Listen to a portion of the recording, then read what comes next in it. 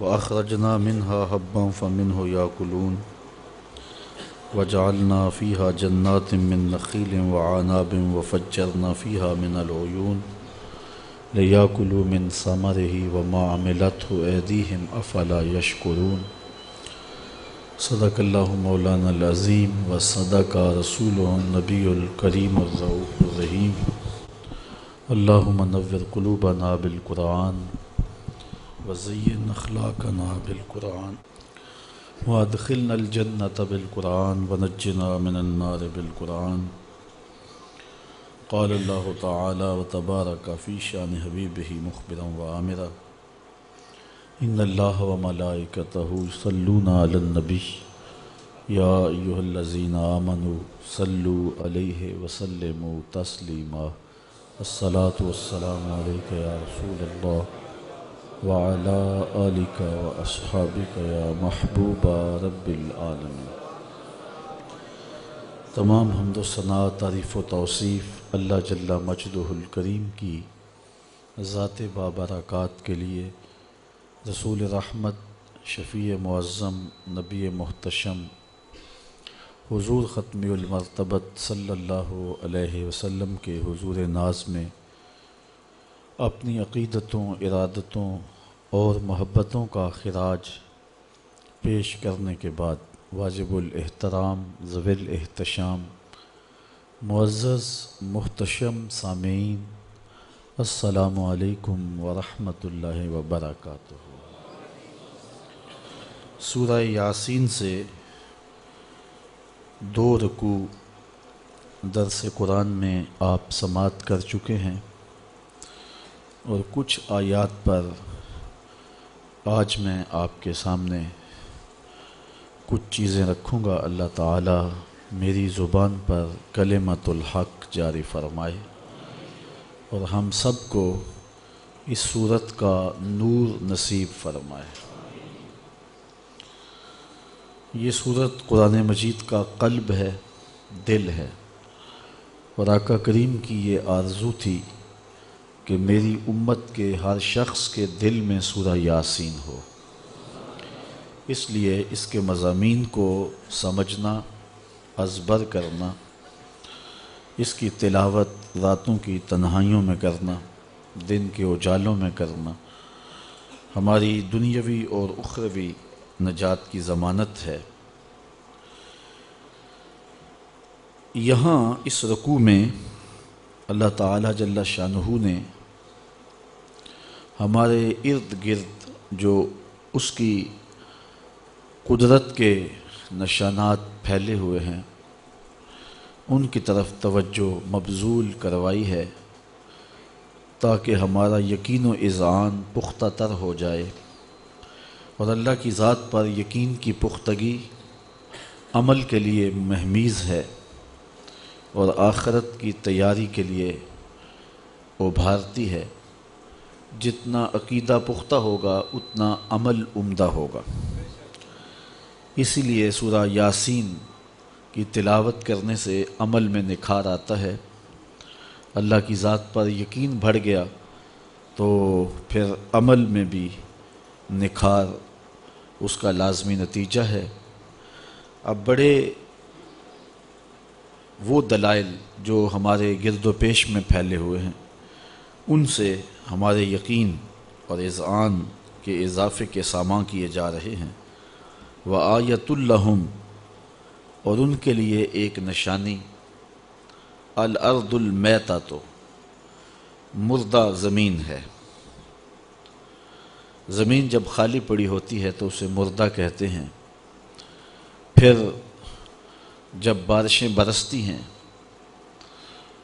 مینہ پڑتا ہے، تو ان میں کسان جب بیج بوتا ہے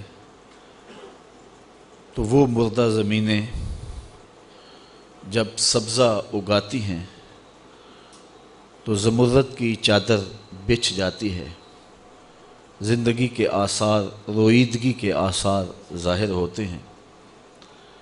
تو انسان نے اس مردہ زمین کو دیکھا تو وہ کیسی عجیب لگ رہی تھی۔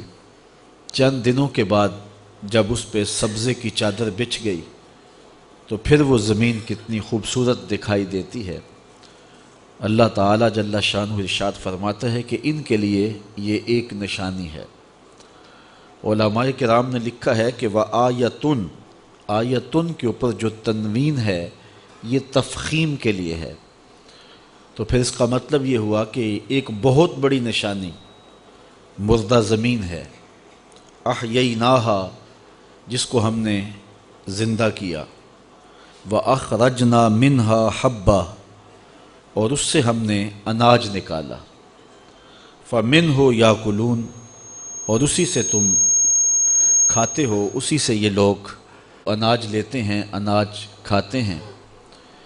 ان کے بھوک اور پیاس کا درماں ہے وہ زمین کی کوکھ سے پھوٹنے والا اناج، زمین کے دامن سے نکلنے والے چشمے۔ تو کہا کہ فَمِنْهُ يَأْكُلُونَ، تو اسی اناج سے وہ کھاتے ہیں۔ تو انسان کی آنکھوں پر غفلت کے پردے نہ ہوں، بصیرت کا نور رکھتا ہو، تو یہ چاروں طرف پھیلی ہوئی زمین، اس کے اوپر اگنے والا سبزہ، درختوں کی شاخوں پہ لٹکتے ہوئے پھل، پھلوں کے اندر رس، اس کے ذائقے کی کیفیات اور طبی اہمیت انسان کو ایک رب کے قریب کر دیتی ہے، اور وہ بے ساختہ پکار اٹھتا ہے ربنا ما خلقت ھذا باطلا، مالک تو نے ایسے ہی انہیں پیدا نہیں کیا ہے۔ تو یہ اس کی ذات پر دلیل ہے۔ تو یہ سبزے، یہ زمین کی کوکھ کو چیر کے نکلنے والے پودے، تو کہا یہ ہم نے نکالے ہیں اور اس اناج سے تم کھاتے ہو۔ فَمِنْهُ يَأْكُلُونَ، منہ کو یاکلون سے مقدم رکھا ہے، جبکہ جار مجرور جو ہوتے ہیں وہ متعلق ہوتے ہیں فعل کے، اور فعل کے بعد ذکر کیے جاتے ہیں، لیکن عربی میں کبھی ان کو مقدم بھی کر دیا جاتا ہے۔ تو جب جار اور مجرور مرکب بن کر کے فعل سے مقدم ہو جائے تو اس کی کوئی حکمت ہوتی ہے۔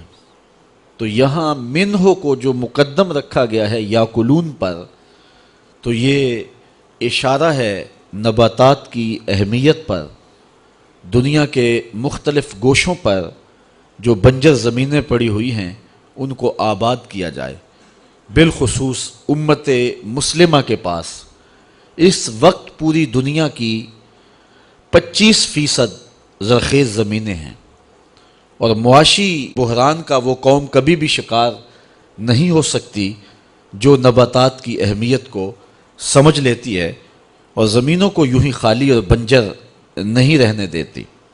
تو منہ کو مقدم کر کے یہ بات بتائی گئی، کاش کہ آیان سلطنت کو قرآن مجید سے بھی شغف ہو اور وہ اس کتاب کے نور سے اپنی زندگیوں میں اجالے بھریں اور اس سے روشنی لے کر کے اپنے معاشی بحران کو دور کریں۔ جب نباتات کی اہمیت کو سمجھ لیا جائے گا تو پھر معاشی بحران کا قومیں شکار نہیں ہوں گی۔ تو کہا کہ یہ اللہ کی ایک نشانی ہے، اس نشانی سے فائدہ حاصل کیا جائے اور بنجر زمینوں کو آباد کیا جائے۔ دنیا کی وہ قومیں جنہوں نے ترقی کی ہے انہوں نے زراعت پہ خاص طور پہ توجہ دی ہے۔ یہ آپ کی بالکل ہمسائیگی کے اندر چائنا رہتا ہے، وہ گملے میں پھول کی بجائے ٹماٹر بیچتے ہیں اور جو ہے وہ کوئی بیل لگا دیتے ہیں جس سے وہ نظروں کی تسکین بھی پاتے ہیں اور پھل بھی پاتے ہیں۔ اور ہم بڑے بڑے پلاٹ محض آرائشی اور زیبائشی پودوں پر مشتمل رکھتے ہیں۔ اگر بڑے گھروں کے مالک اپنے گھر کی سبزی اپنے گھر میں پیدا کرنا چاہیں تو مشکل نہیں ہے۔ سڑکوں کے کنارے سینکڑوں مربع میل جو ہے وہ زمین خالی پڑی ہوئی ہے، اس کو آباد کیا جائے اور نباتات کی اہمیت کو سمجھا جائے۔ فَمِنْهُ يَأْكُلُونَ میں یہ منہ کو مقدم کر کے اللہ تعالیٰ نے نباتات کی اہمیت اجاگر کی ہے۔ وجعلنا فیہا جنات من نخیل وعناب وفجرنا فیہا من العیون، ارشاد فرمایا اور ہم نے اس میں باغ بنائے کھجوروں اور انگوروں کے، اور ہم نے اس میں کچھ چشمے بہائے۔ زمین کے اندر اگنے والے پھل، نباتات اور مختلف چیزوں کا ذکر اجمالی طور پہ فرمانے کے بعد خاص طور پہ کھجوروں کا اور انگوروں کا ذکر کیا، اس لیے کہ قرآن مجید کے اولین مخاطبین عرب تھے اور وہاں کھجوریں کثرت کے ساتھ پائی جاتی تھیں، اور انگوروں سے بھی وہ اچھی طرح آشنا تھے، اور ان کے بعض علاقوں میں انگور اعلیٰ نسل کے پائے جاتے ہیں۔ طائف کے اندر اور دیگر علاقوں کے اندر انگور کی 1000 کے قریب اقسام ہیں، اور ان دو پھلوں کا الگ سے ذکر اس لیے بھی کیا کہ یہ پھل انسان کے لیے انتہائی مفید ہیں۔ دماغی قوا کی ضروریات کو جتنا کھجور پورا کرتی ہے اتنا کوئی اور پورا نہیں کرتی۔ معدے کے السر کے لیے جس قدر کھجور مفید ہے، یہ کھجور کا ہی مقسوم ہے۔ کھجور ایک ایسا پھل ہے کہ جو کچا بھی کھایا جا سکتا ہے، جو پکا بھی کھایا جا سکتا ہے، جس کو آنے والے موسموں کے لیے سٹور بھی رکھ سکتے ہیں۔ کھجور کا درخت جو ہے اس پر خزاں طاری نہیں ہوتی ہے، اور اس کی گٹھلیاں جانوروں کے چارے کے کام بھی آتی ہیں۔ عرب گٹھلیاں پیس کر کے اس کو اپنے جانوروں کو کھلایا کرتے تھے، تو انسانی ضرورتوں کی کفالت بھی یہ کھجور کرتی ہے، اور اپنے چوپایوں کی ضروریات بھی اس کھجور سے پوری کی جا سکتی ہیں۔ اور شاید کھجور کے ذکر کا سبب یہ بھی ہو کہ ایک روایت میں آتا ہے اکرموا امتکم النخلہ، اپنی پھپھی کھجور کی عزت کیا کرو، یہ تمہارے باپ حضرت آدم علیہ السلام کے خمیر سے بچی ہوئی مٹی سے بنائی گئی ہے۔ تو انسان کا کھجور کے ساتھ جو تعلق ہے وہ ایک بہت گہرا ہے، اور یہ بہت پرانا درخت ہے جو دھرتی کے اوپر آغاز میں ہی اگا دیا گیا۔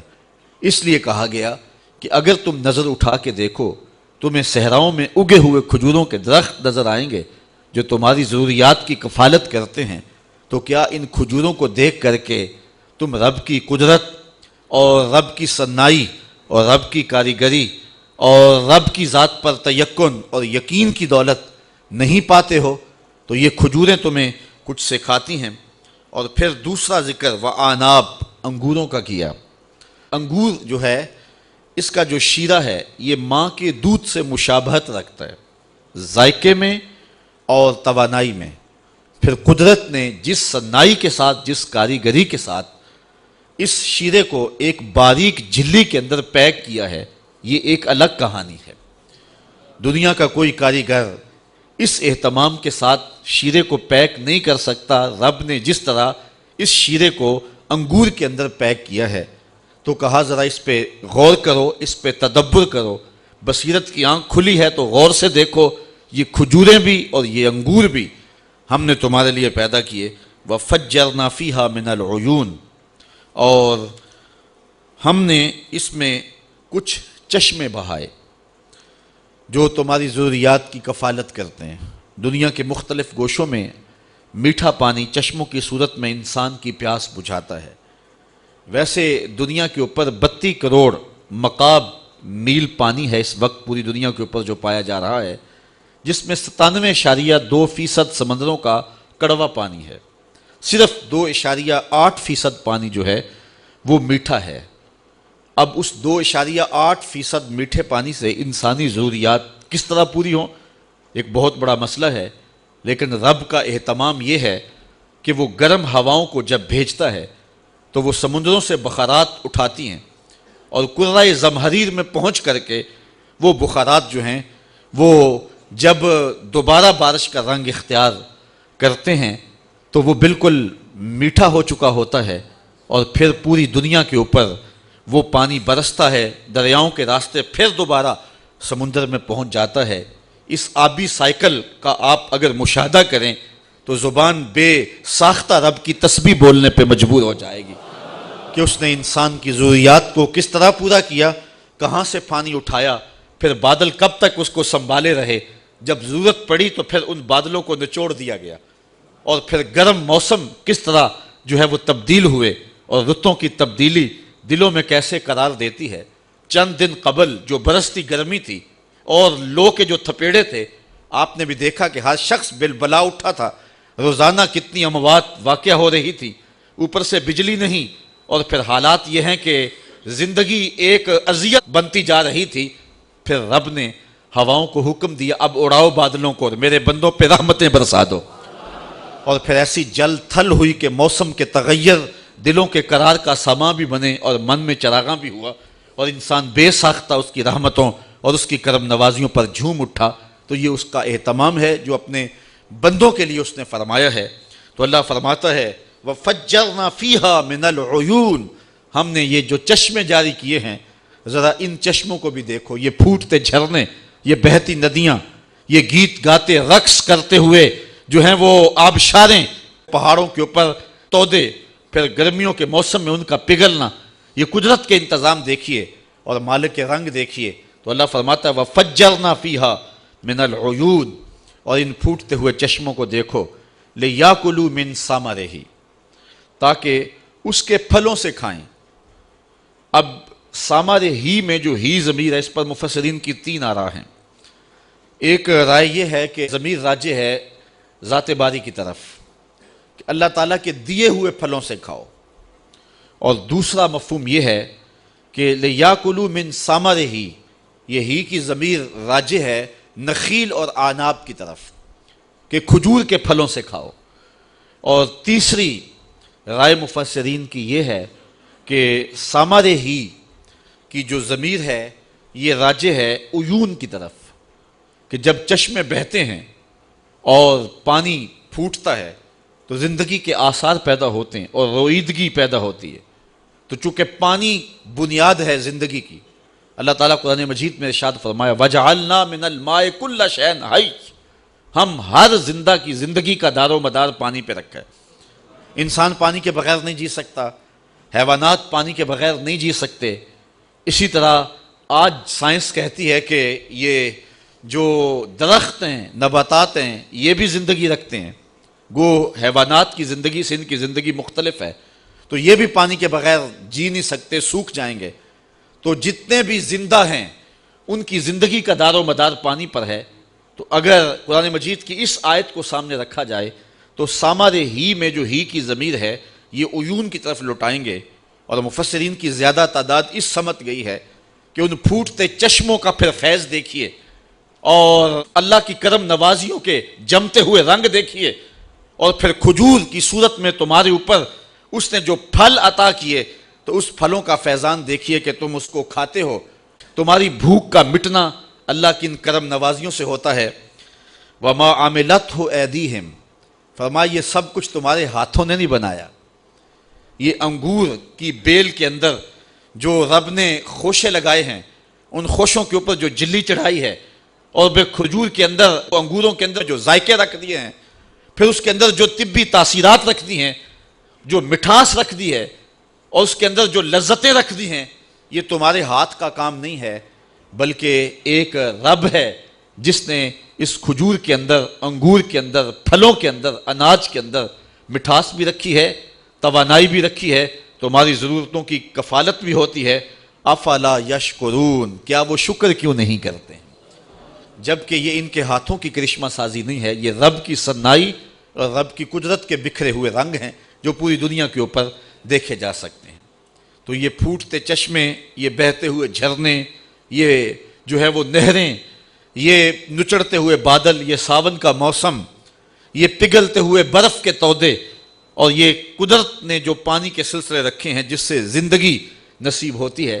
تو اللہ فرماتا ہے کہ دیکھیے کہ ہم نے زمین کو بنجر نہیں رہنے دیا، اس زمین کی سیرابی کے لیے چشمے بھی ہیں جو زمین کے اندر سے پھوٹتے ہیں، اس کی سیرابی کے لیے جو ہے وہ نچڑتے ہوئے بادل بھی ہیں جو جل تھل کر کے رکھ دیتے ہیں، اس کے لیے نہری نظام بھی ہے، اس کے لیے جو ہے وہ ندیاں بھی ہیں، اس کے لیے نالے بھی ہیں جو زمینوں کو سیراب کرتے ہیں۔ اس آیت کریمہ کے اس مفہوم کو اگر سامنے رکھیں تو ایک اور مفہوم بھی سمجھ میں آتا ہے، اور وہ یہ ہے کہ جب زمین کا حق ہے کہ وہ خالی نہ پڑی رہے، اس پہ برگ و بار آئے، اس پہ سبزہ آئے، اس پہ رویدگی آئے۔ جب رب زمین کو بھی مردہ نہیں رہنے دیتا تو وہ رب کیسے چاہے گا کہ دل بنجر رہیں؟ تو جو زمین کی زندگی کے لیے پانی اور چشمے اور زمین کی زندگی کے لیے نچڑتے بادل جس نے جو ہے وہ بنائے ہیں، اس نے دلوں کی زندگی کے لیے نبی بھی بھیجے ہیں، رسول بھی بھیجے ہیں، کتابیں بھی بھیجی ہیں اور مصلحین کو بھی بھیجا ہے، تاکہ دلوں کی بستیاں غیر آباد نہ رہیں۔ جس طرح مردہ زمین پر بارش برسی تو رویدگی پیدا ہوئی، اس طرح اہل اللہ کی صحبت میں جانے والے دلوں کی زندگی پایا کرتے ہیں، اور نبیوں کے قرب میں رہنے والوں کے دلوں میں کبھی صداقت کے پھول کھلتے ہیں، کبھی عدالت کے پھول کھلتے ہیں، کبھی سخاوت کے پھول کھلتے ہیں، کبھی ولایت کے پھول کھلتے ہیں۔ تو یہ ساری کرشمہ سازیاں اس رب نے اپنے بندوں کے لیے فرمائی ہیں۔ افلا یشکرون، یہ لوگ اللہ کا شکر کیوں ادا نہیں کرتے ہیں؟ اصل نعمتوں کی بہتات بعض اوقات انسان کو غور نہیں کرنے دیتی، حالانکہ نعمتوں کی بہتات پر بندے کو زیادہ شکر گزار ہونا چاہیے۔ بھوک پیاس کاٹی ہو تو پھر نعمت ملے تو پھر اسے پتہ چلتا ہے۔ وہ ایک مقولہ ہے کہ قدر نعمت زوال نعمت کے بعد ہوتی ہے۔ تو چونکہ ہمیں یہ اتنا کچھ مراحل جو طے کر کے یہ سبزہ، یہ اناج، یہ پھل جو ہمارے تک پہنچتے ہیں، ہمیں کبھی اس کا احساس ہی نہیں ہوا۔ پلیٹ میں سجے ہوئے ہمارے سامنے آ جاتے ہیں تو ہم نے کبھی اس پہ تدبر ہی نہیں کیا کہ کتنے مراحل طے کیے تھے۔ ایک بزرگ تھے تو وہ کھانا کھانے بیٹھے تو روٹی ایک جانب سے تھوڑی سی جلی تھی، تو ایک شخص نے اس کو اٹھا کے ایک جانب پھینک دیا۔ تو وہ بزرگ فرمانے لگے، مخاطبہ کرے کہ اس شخص سے، کہ کسان سحری کے وقت اٹھا جب سارا زمانہ سویا ہوا تھا، اس نے ہل جوتے اور جا کے زمین کو پھاڑا، اور پھر 2-3 دن تک وہ زمین کو نرم کرتا رہا، پھر وہ بیج لے کر کے گیا، بیج ڈالا، پھر سہاگا چلایا، پھر اس کے بعد اس نے پانی دیا، اور وہ بھی بیل اس نے جو ہے وہ جوتے کنویں پہ، اور کنویں سے پانی نکالا اور زمین کو سیراب کیا۔ پھر اس کے بعد جب رویدگی پیدا ہوئی تو جڑی بوٹیاں بھی اگ گئیں، تو وہ کسان پہلے تو خود اکیلا جاتا تھا، اب اپنے بچوں کو بھی ساتھ لے گیا، اور ایک کونے سے لے کے دوسرے کونے تک ساری جڑی بوٹیاں نکالتا رہا، اور کئی دن اس عمل میں لگ گئے۔ پھر پانی دیتا رہا، رب بھی اہتمام فرماتا رہا، بارشیں بھی برستی رہیں۔ جب بارش نہیں آئی تو ضرورت پانی کی تھی تو اس نے پھر جو ہے وہ کنویں پر بیل جوتے اور پھر پانی دیا۔ پھر جو ہے وہ چاند جو تھا، اس کی چاندنی اس کے اوپر لگے ہوئے اناج کے اندر رس بھرتی رہی اور مٹھاس پیدا کرتی رہی، اور سورج اس کو پختہ کرتا رہا۔ پھر وہ گندم پک گئی تو شدت کی گرمی کے اندر جو ہے وہ کتنے لوگ آئے اور اس کو کاٹتے رہے، اور سخت دوپہر میں کاٹ کر کے انہوں نے اس کو باندھ دیا، اور پھر کچھ دنوں کے بعد اس کے خوشے الگ کیے، اور پھر خوشوں سے اناج الگ کیا اور بوسا الگ کر دیا گیا۔ پھر اس اناج کو پھر پانی سے دھویا گیا، اور پھر ایک خاتون نے چکی سے اس کو پیسا اور آٹا بنایا، اور پھر کنویں سے جو ہے وہ گھر کا مالک جا کے پانی لے کر کے آیا، اس نے پانی ڈال کر کے اس آٹے کو گوندا۔ پھر وہ گھر کا مالک کہیں سے لکڑیاں لے کے آیا کاٹ کر کے، اور اس نے چولہے میں رکھ کے آگ لگائی، پھر اس کے اوپر توا رکھا، اور پھر اس کے اوپر وہ گوندا ہوا آٹا، اس کا پیڑا بنایا، پھر اس کی روٹی بنائی، پھر اس کے اوپر ڈالا۔ آگ تھوڑی سی زیادہ جل گئی اور ایک کونا جل گیا اور تجھے پسند نہ آیا کہ کہاں سے سلسلہ چلا اور کہاں تک پہنچا، اور تو نے اس طرح اتار کے پھینک دیا۔ یہ اللہ کی نعمت ہے۔ تو چونکہ انسان کی نظر اس سارے منظر نامے کی طرف نہیں ہوتی ہے، اور یا پھر اس کو آسانی سے مل جاتی ہے تو وہ شکر کا لہجہ نہیں رکھتا ہے، اور جب اس کو کوئی نعمت ملنے میں تاخیر ہو جائے تو پھر اسے پتہ چلتا ہے، پھر اس کا رواں رواں شکر ادا کر رہا ہوتا ہے۔ یہ موسم ماہ سیام کا آ رہا ہے، تو سارے دن کی بھوک اور پیاس کاٹنے کے بعد جب شام کے وقت ٹھنڈا اور میٹھا مشروب ملتا ہے اور بندہ اس کو لے کر کے اپنے کام و دہن میں ٹپکاتا ہے، تو انسان کی زبان بولے نہ بولے، انسان کا ایک ایک بال رب کی تسبیح بول رہا ہوتا ہے اور رب کا شکر ادا کر رہا ہوتا ہے، اس لیے کہ سارے دن کی پیاس کاٹی نہ تو اب پتہ چلا کہ پانی کیا ہوتا ہے۔ یہاں حضرت مولا کائنات سیدنا علی المرتضیٰ رضی اللہ تعالی عنہ کا ایک قول آپ کے سامنے رکھنا چاہوں گا حضور کے بارے میں، کہ حضور سے محبت کتنی ہے ہمیں۔ کسی نے کہا جان سے زیادہ، کسی نے کہا مال سے زیادہ، کسی نے کہا اولاد سے زیادہ، کسی نے کچھ کہا۔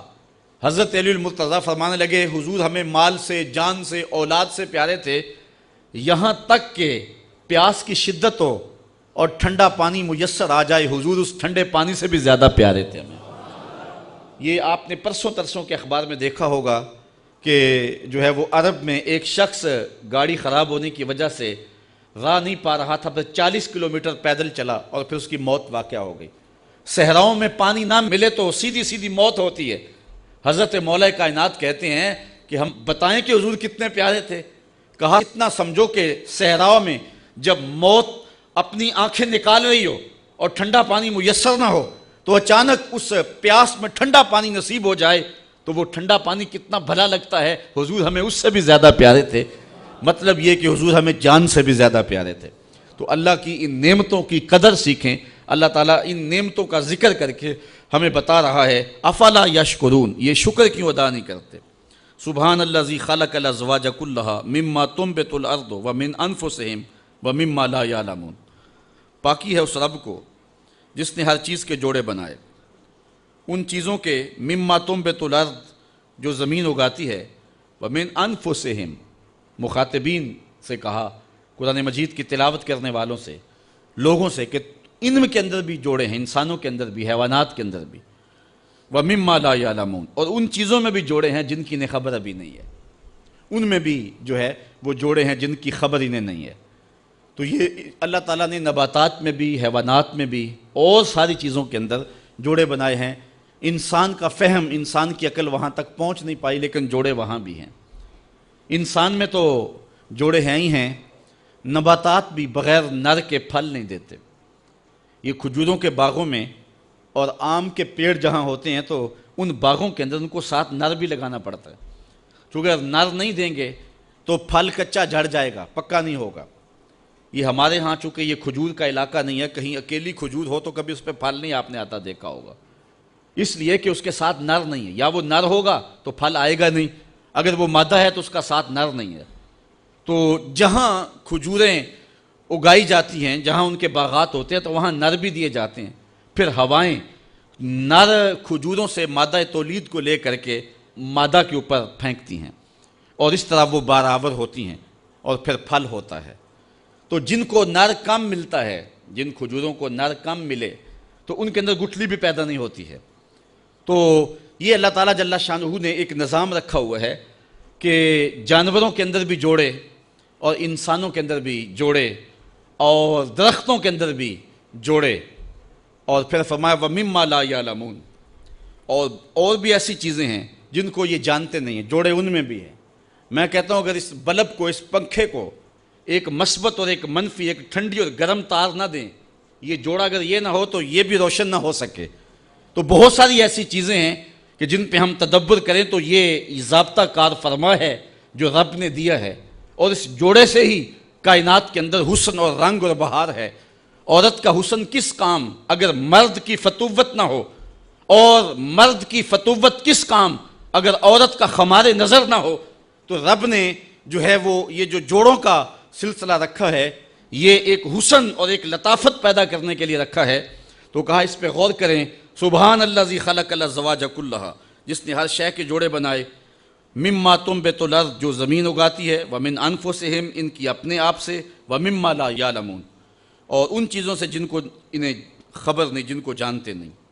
وآیۃ لہم اللیل، ان کے لیے ایک نشانی، بڑی نشانی رات ہے، نسلخ منہ النہار، جس سے ہم دن کو کھینچ لیتے ہیں، فاذا ھم مظلمون، تو پھر وہ اندھیرے میں چلے جاتے ہیں۔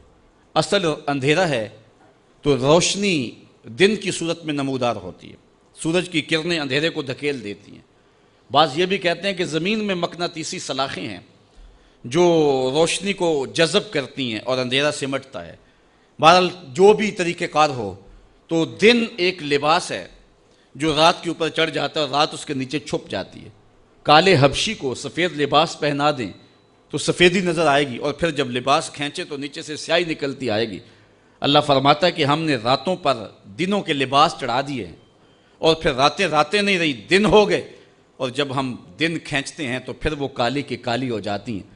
شب دہجور کی وہی ظلمتیں، وہی اندھیرے، وہی راہوں میں بھٹکنا۔ تو فرمایا کہ یہ ایک نشانی ہے اگر اس پہ غور کریں کہ ہم نے دن بنائے، والشمس تجری لمستقر لہا، اور سورج چلتا ہے اپنے ایک ٹھہراؤ کے لیے، اس کا ایک استقرار ہے جس پر وہ چلتا ہے۔ اچھا، حضرت عطا بن ابی رباح رضی اللہ تعالیٰ عنہ، یہ حضرت عبداللہ ابن عباس رضی اللہ تعالیٰ عنہ کے شاگرد ہیں، انہوں نے اس کو لمستقر لہا کو لا مستقر لہا پڑھا، ایک قرات انہوں نے یہ پڑھی ہے۔ تو اس کا مفہوم پھر یہ ہوگا کہ سورج چلتا ہے اور ایسے چلتا ہے تو رکتا نہیں ہے، یعنی مسلسل چلتے چلا جا رہا ہے، اور جو چیزیں سورج کے سامنے آتی ہیں وہ روشن ہوتی ہیں، وہاں دن ہوتا ہے، اور جہاں سورج نہیں ہوتا تو وہاں اندھیرا ہوتا ہے، تو وہ چلتا ہی رہتا ہے، کبھی رکتا نہیں ہے، ایک تسلسل کے ساتھ۔ لیکن جو قرات ہے وہ لمستقر لہا، اس پر ہے، متفق قرات یہ ہے، اس لیے یہاں یہ ہوگا کہ سورج جو ہے وہ اپنے مدار پر، اپنے مستقر پہ چلتا ہے اور کبھی اس سے ہٹا نہیں ہے۔ حضرت ابو ذر غفاری رضی اللہ تعالیٰ عنہ فرماتے ہیں کہ مسجد نبوی میں ہم بیٹھے تھے اور شام کا وقت تھا، سورج ڈوبنے کے لمحے قریب آئے تو حضور نے فرمایا، ابو ذر جانتے ہو سورج جب ڈوبتا ہے تو کدھر جاتا ہے؟ تو میں نے کہا اللہ و رسولہ عالم، اللہ اس کا رسول خوب جانتا ہے۔ تو حضور نے فرمایا جب سورج ڈوبتا ہے تو رب کے عرش کے نیچے سجدہ کرتا ہے، تو یہ اس کا مستقر ہے۔ اللہ اکبر۔ تو فرمایا ذالک تقدیر العزیز العلیم، یہ حکم ہے زبردست علم والے کا، یہ رب کا حکم ہے جس سے وہ سرتابی نہیں کر سکتا۔ والقمر قدرناہ منازل حتی عاد کالعرجون القدیم۔ اب چاند کی طرف توجہ موڑی انسانوں کی۔ والقمر، اور چاند، قدرناہ منازل، ہم نے اس کی منزلیں مقرر کی ہیں، حتی عاد کالعرجون القدیم، یہاں تک کہ یہ کھجور کی پرانی ٹہنی کی طرح ہو جاتا ہے۔ جب چاند چڑھتا ہے تو پہلی رات کے چاند کو ہلال کہتے ہیں، ویسے چاند کے لیے مطلق لفظ جو ہے وہ قمر ہے، عربی میں قمر، کسی بھی حالت میں چاند ہو تو اس کو قمر کہا جاتا ہے، لیکن پہلی رات کے چاند کو ہلال کہا جاتا ہے، اور جب چاند 14ویں رات کو پہنچے تو اسے بدر کہا جاتا ہے۔ تو اس کی مختلف منازل ہیں۔ تو جب پہلی رات کو ہوتا ہے تو اس وقت سارے چھتوں پہ چڑھ کے اس کو دیکھتے ہیں، انگلیوں سے اشارے کیے جاتے ہیں اور بھلا لگتا ہے۔ پھر جب بدر تمام ہوتا ہے تو پھر اس کی چاندنی چکور کے دل میں کشش پیدا کر دیتی ہے، سمندروں میں مد و جزر پیدا ہو جاتا ہے، جوار بھاٹے اٹھتے ہیں، اور پھر اس کے بعد یہی چاند جب بوڑھا ہوتا ہے تو پھر کوئی آنکھ اٹھا کر بھی نہیں دیکھتا، راتوں کی تنہائیوں میں نکلتا ہے اور راتوں کی تنہائیوں میں غروب ہو جاتا ہے، اور اس کی حالت یہ ہوتی ہے کہ جس طرح ایک کھجور کی پرانی شاخ ہو، ارجون کھجور کی اس شاخ کو کہتے ہیں جس شاخ کے ساتھ پھل لگا ہوا ہوتا ہے، اور پھل کی وجہ سے وہ جھک جاتی ہے، تو جب پھل توڑ لیا جائے تو اس کی شکل بالکل چاند کی طرح ہو جاتی ہے۔ جب آخری راتوں میں ہوتا ہے وہ زرد بھی ہو جاتی ہے اور پرانی بھی ہوتی ہے اور جو ہے وہ بے ڈھنگی سی بھی ہوتی ہے۔ اللہ تعالیٰ فرماتا ہے کہ یہ چاند پھر اس مرحلے پہ پہنچتا ہے حتیٰ یہاں تک کہ اللہ اکبر عاد کالعرجون القدیم، کھجور کی پرانی ڈال کی طرح، پرانی ٹہنی کی طرح ہو جاتا ہے۔ اچھا، اس چاند کی گردش سے اور اس کی منازل سے حضرت انسان کو کچھ سمجھایا جا رہا ہے کہ جب تو پیدا ہوا تھا تو چاند کی طرح سارا زمانہ تیرا منہ دیکھنے آیا تھا، تو بھی اس وقت لوگوں کی توجہ کا مرکز بن گیا تھا، اور پھر منازل طے کرتا رہا، اور جوانی کی دہلیز پہ جب تم نے قدم رکھا اور تو بدر تمام ہوا، جب شباب کی بجلیاں تیری آنکھوں سے ٹپکنے لگی تو پھر تیری نظر کا خمار بھی کئیوں کے دل لوٹتا تھا، کئیوں کی نیندیں اچاٹ کر دیتا تھا۔ جس طرح چاند جب جوبن پہ ہو تو چکور کا دل لرزتا ہے اور سمندر میں جوار بھاٹا پیدا ہو جاتا ہے، لہریں اٹھتی ہیں، طوفان پیدا ہوتے ہیں، تو جب بندہ بھی جوانی کی دہلیز پہ ہوتا ہے تو وہ بھی طوفان اٹھاتا ہے، دلوں میں جوار بھاٹے پیدا ہوتے ہیں۔ تو وہ لمحے بھی آئے کہ تو نے دلوں کی بستیاں اور دلوں کی دنیا پر ہلچل پیدا کر کے رکھ دی، تیرا شباب لوگوں کی زندگیوں کے اندر گھلتا رہا اور کتنوں کی نیندیں اچاٹ ہوتی رہیں، تیری زلف کے شکن کتنوں کا قرار لوٹ کے لے گئے، لیکن پھر وہ لمحہ بھی آیا حتی عاد کالعرجون القدیم، پھر بوڑھا ہو گیا، پھر تجھے کوئی دیکھنے بھی نہیں آتا، کوئی تجھ سے اداس بھی نہیں ہوتا، بچے بھی کترا کے گزر جاتے ہیں۔ کہا انسان ذرا چاند کی منزلوں کو دیکھ، یہی چاند کتنا پیارا تھا، اور آج اسی چاند کو کوئی دیکھتا بھی نہیں ہے۔ بچہ جب پیدا ہوتا ہے تو اس کی مسکراہٹ دل کھینچتی ہے، اور جب بوڑھا مسکراتا ہے تو اس وقت جو ہے لوگوں کی توجہ نہیں ہوتی۔ بچے کی زبان جو ہے وہ اڑ اڑ کے جب بولتا ہے تو اس کی توتلی زبان کا حسن دلوں میں نکھار پیدا کرتا ہے۔ ماں بھی بلہاری جاتی ہے، باپ بھی صدقے جاتا ہے، بہنیں بھی جو ہے وہ قربان جاتی ہیں۔ تو بچے کا ٹوٹا لہجہ اور توتلی زبان خوشیوں کی ایک لہر ہوتی ہے، لیکن جب بڑھاپے میں فالج کی وجہ سے زبان میں لکنت آ جائے، اب توتلا پن پیدا ہو جائے، اب زبان اٹکنے لگے، تو بچے بھی مذاق اڑاتے ہیں۔ ایک لمحہ وہ تھا کہ زبان توتلی تھی تو حسن تھا، آج لمحہ وہ گیا کہ حتی عاد کل ارجون القدیم، کھجور کی ٹہنی سے جب پھل توڑ لیا جائے، اب اس ٹہنی کو کون پوچھتا ہے؟ جب تک پھل آیا نہیں تھا وہ ٹہنی اچھی لگتی تھی، مالی سنبھال کے رکھتا تھا، جڑوں کو بھی پانی دیتا تھا، اور خیال کرتا تھا کہ کوئی ایسا نقصان نہ ہو کہ یہ پودا جو ہے وہ مرجھا جائے۔ پھر جوبن پہ آیا اور جب کھجوریں لگیں تو اس نے پھر رسیاں بھی باندھی اور کھجوروں کو سنبھالنے کے لیے سب کچھ کیا۔ پھر جس دن اس نے اس ڈال سے پھل کاٹ لیا، اب وہ کھجور اجڑ گئی، اب اس کی وہ ٹہنی بے توقیر ہو گئی۔ انسان کی زندگی کا جب شباب لٹ جاتا ہے اور بڑھاپے میں جب وہ کسی قابل نہیں رہ جاتا، تو پھر اس کی بھی یہ مثال ہے، حتی عاد کل ارجون القدیم، جیسے کھجور کی پرانی ڈال ہو۔ للشمس ینبغی لہا ان تدرک القمر ولا اللیل سابق النہار، سورج کو یہ حق نہیں پہنچتا کہ وہ چاند کو پکڑ لے، ولا اللیل سابق النہار، اور رات دن پر سبقت لے جائے، یہ بھی اس کو حق نہیں پہنچتا۔ کبھی ایسا نہیں ہوا کہ ابھی رات کا کچھ حصہ رہتا ہو تو دن آ گیا ہو، یہ کبھی ایسا نہیں ہوا کہ ابھی دن کا کچھ حصہ رہتا ہو تو رات پڑ گئی ہو، عصر کے وقت ہی سورج ڈوب گیا ہو، کبھی ایسا نہیں ہوا۔ وہ اپنے مدار سے نہیں ہٹتا، وہ اپنے مدار سے نہیں ہٹتا۔ جو دن کا وقت ہے وہ متعین ہے، اور جو رات کا وقت ہے وہ متعین ہے، اور اس طرح سورج اور چاند ایک دوسرے کو پکڑتے نہیں ہیں۔ وَكُلًّا فِي فَلَكٍ يَسْبَحُونَ، اور یہ سارے کے سارے جو ہے وہ آسمان میں تیر رہے ہیں، اپنے اپنے مدار میں ایک گھیرے میں تیر رہے ہیں۔ تو معلوم ہوا کہ زمین بھی نہیں گھومتی، آسمان بھی نہیں گھومتا۔ پہلے نظریہ تھا آسمان گھومتا ہے، پرانے فلاسفہ کا، سائنسدانوں کا یہ نظریہ تھا۔ اب نظریہ یہ ہے زمین گھومتی ہے، اور جو ہے وہ سورج چاند ستارے یہ جڑے ہوئے نگینے کی طرح آسمان میں، تو جو حصہ سامنے آ گیا وہ روشن ہو گیا۔ لیکن قرآن نے جو نظریہ دیا، کلن، یہ سارے کے سارے، فی فلک یسبحون، یہ اپنے گھیرے میں جو ہیں، اپنے اپنے فلک میں جو ہیں وہ تیر رہے ہیں، اپنے مدار میں گھوم رہے ہیں۔ تو چاند سورج ستارے گھوم رہے ہیں، آسمان بھی نہیں گھوم رہا، زمین بھی نہیں گھوم رہی، چاند سورج ستارے گھوم رہے ہیں۔ وَآیَةٌ لَّهُمْ، ان کے لیے ایک نشانی، اَنَّا حَمَلْنَا ذُرِّيَّتَهُمْ فِي الْفُلْكِ الْمَشْحُونِ، ہم نے ان کے بزرگوں کی پیٹھ میں بری ہوئی کشتی میں سوار کیا، یعنی ان کی ذریت کو، جو ذریت بزرگوں کی پیٹھ میں تھی، جو قیامت تک آنے والی نسلیں تھیں، ہم نے بھری ہوئی کشتی میں سوار کیا۔ اللہ اکبر۔ وَخَلَقْنَا لَهُم مِّن مِّثْلِهِ مَا يَرْكَبُونَ، اور ان کے لیے ویسی ہی کشتیاں بنا دی جن پر وہ سوار ہوتے ہیں۔ آج کے جدید جہاز اس سے مراد لیے جا سکتے ہیں۔ تو کہا ان کو، ان کی ذریت کو، ان کے ساز و سامان کو ہم نے بڑی کشتیوں کے اندر سوار کر دیا۔ لکڑی کا ایک تختہ ہے جو پانی پہ تیر رہا ہے۔ وَإِن نَّشَأْ نُغْرِقْهُمْ، اللہ اکبر۔ یہ کیسے تیر رہا ہے؟ کہا اگر ہم چاہیں تو انہیں غرق کر کے رکھ دیں۔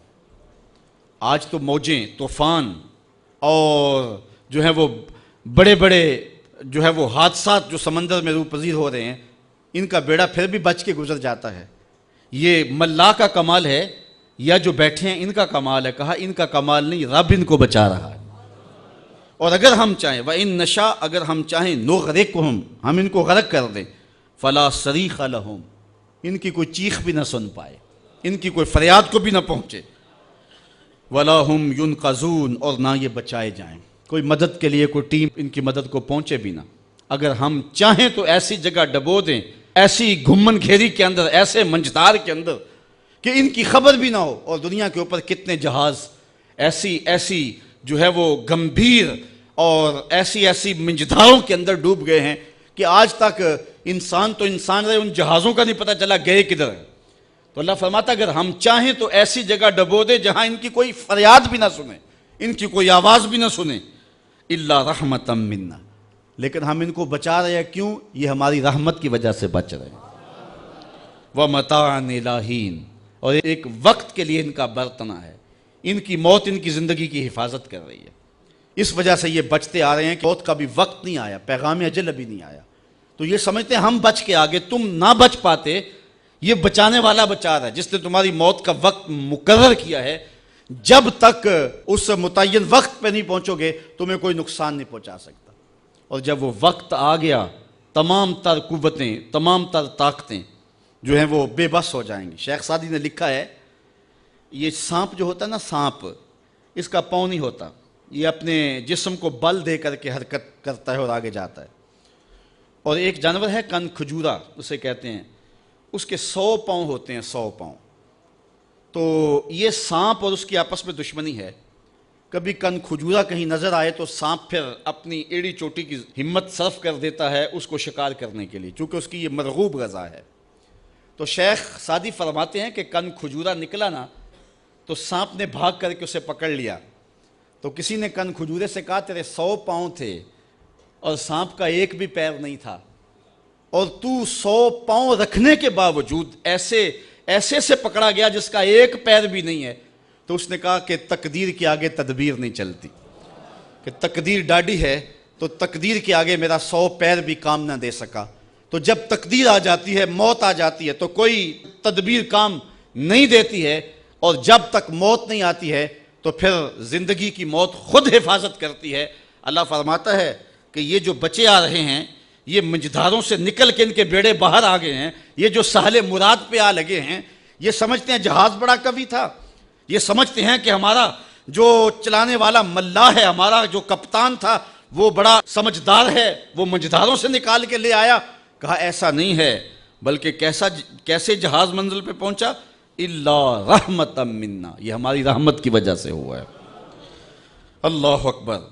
ومتاعا الی حین، اور ایک وقت تک برتنے کو دینا جو ہم نے مقرر کیا ہے اس وجہ سے۔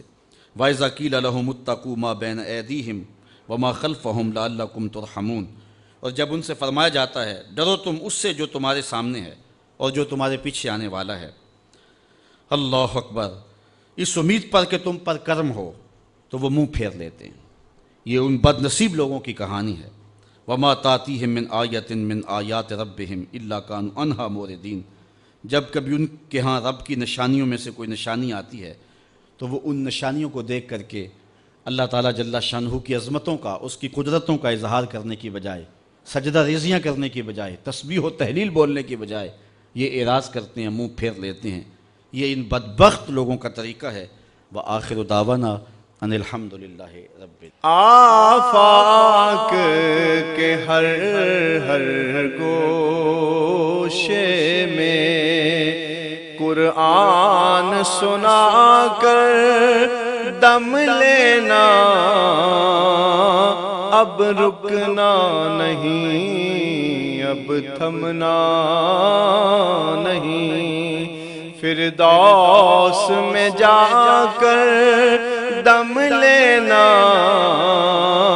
آفاق کے ہر گوشے میں قرآن سنا کر دم لینا، اب رکنا نہیں، اب تھمنا نہیں۔ بسم اللہ الرحمن الرحیم۔ ہم جہد و عظیمت کے راہی، ہم جہد و عظیمت کے راہی، منزل پہ جا کر دم لیں گے، میدان عمل میں نکلے ہیں، میدان عمل میں نکلے ہیں، باطل کو مٹا کر دم لیں گے، ہم جہد و عظیمت کے راہی، منزل پہ جا کر دم لیں گے، آفاق کے ہر ہر گوشے میں، آفاق کے ہر ہر گوشے میں قرآن سنا کر دم لیں گے۔ اب رکنا نہیں، اب تھمنا نہیں، اب رکنا نہیں، اب تھمنا نہیں، فردوس میں جا کر دم لیں گے ہم جہد و عزیمت کے راہی، منزل پہ جا کر دم لیں گے، میدان عمل میں نکلے ہیں، باطل کو مٹا کر دم لیں گے۔ اس دارالعلوم کی ایک ایک اینٹ میں پیار بھرا ہوا ہے، درد بھرا ہوا ہے، تو اس کے لیے دعا گو رہیں، اپنے تعاون سے بھی نوازتے رہیں۔ اللہ کی توفیق سے یہ ایک مرحلہ تقریباً تکمیل کے قریب ہے۔ ہم نے چاہا یہ تھا کہ 3.5 لاکھ روپے کا ایک ستون بما اوپر والا چھت اور فرشی لینٹر جو پڑا ہے، یہ 3.5 لاکھ روپے کا ایک بنتا ہے، تو اگر ہمیں 99 لوگ مل جائیں تو یہ سارا مکمل ہو جائے، لیکن 47 لوگ ہمیں مل سکے، چونکہ 3.5 لاکھ روپے ہم نعت خاں کو دے لیتے ہیں، مدرسے کو دینا ہمارے لیے مشکل ہے، ہمارا مزاج ایسا بنا ہوا ہے۔ تو پورے ملک کے اندر اتنے لوگ ملے، اللہ ان کے رزق میں بے پناہ برکتیں عطا فرمائے۔ باقی جن لوگوں نے انفرادی طور پہ کوشش کی، 2، 5، 7، 8، 10، 20 ہزار جتنی توفیق کوئی شامل ہوئے، تو یہ اتنا کام مکمل ہوا، اور یہ تھوڑا سا حصہ ہم نے یہ کچھ قرض لے کر کے ڈالا ہے، اور آگے والا حصہ بھی ہم نے جو ہے وہ تعمیر کرنا ہے۔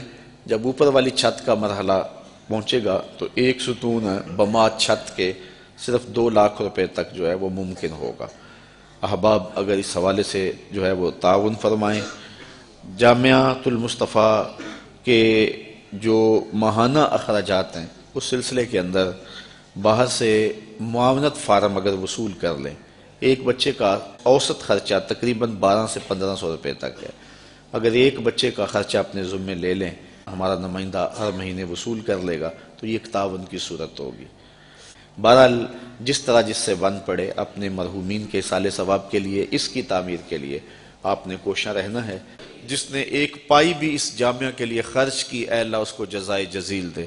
جس نے گزرتے ہوئے پیار کی نظر سے دیکھ بھی لیا، اس کو بھی جزائے جزیل عطا فرما۔